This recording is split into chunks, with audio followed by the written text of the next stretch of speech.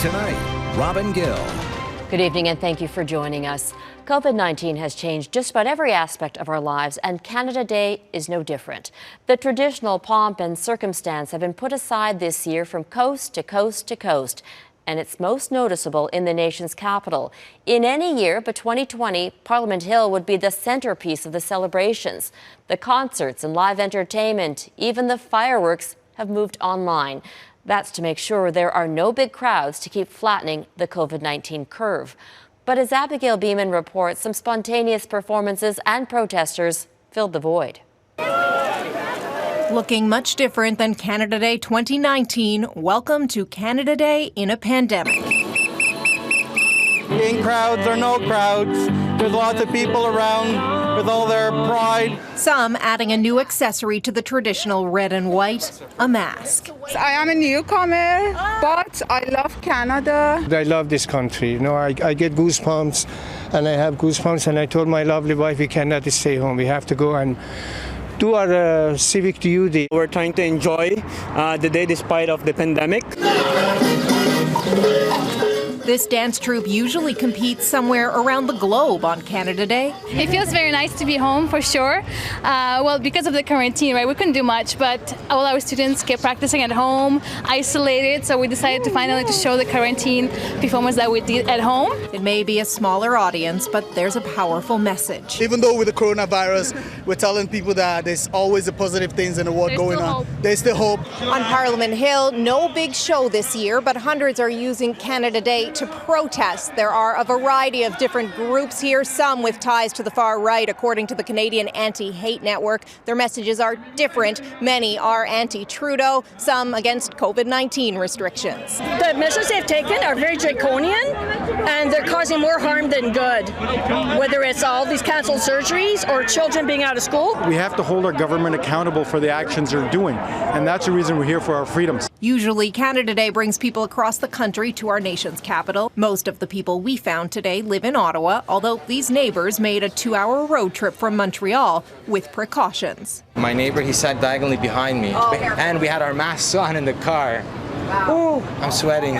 People in Ottawa were able to partake in a common holiday tradition, cracking a cold one on a patio, including at the city's oldest bar. It predates Confederation. I come here for a quart of 50 every single year. For now, well, this would be over 30 years. Dennis Condi is hosting 4 families under 4 separate tents after this. This is a pre-party, get the tradition out of the way, and then go start the new tradition. Cheers. Happy Canada Day. Rolling with the pandemic punches on Canada's 153rd birthday.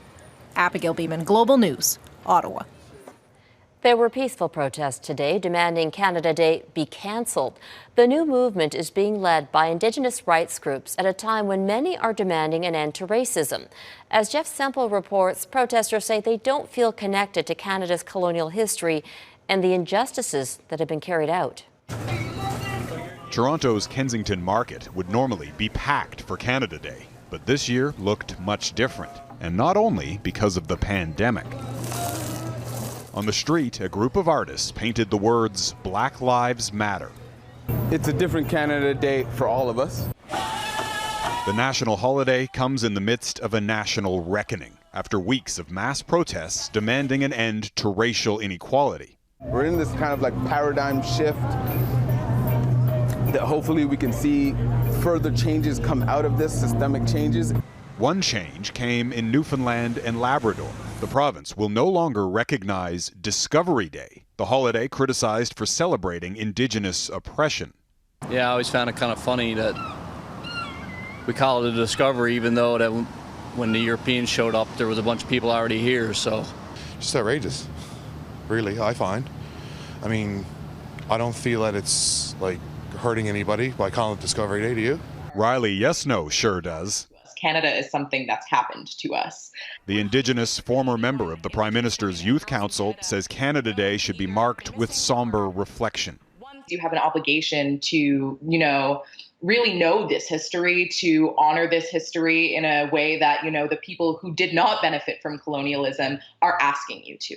The hashtag Cancel Canada Day was trending online, sparking a fierce debate. Crowds carrying that message planned protests across the country. But some say they're doing both, protesting and celebrating. I'm a Canadian. I'm a Canadian. And I'm proud of it.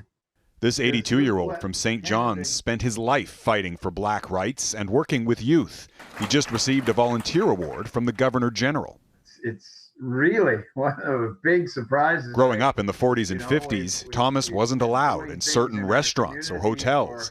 The recent Black Lives Matter protest in his hometown felt like a culmination of his life's work. After 82 years, and this is the first time I've seen so many people come out in the community and support. He says he's proud to be a Canadian at a moment like this. Jeff Semple, Global News, Toronto.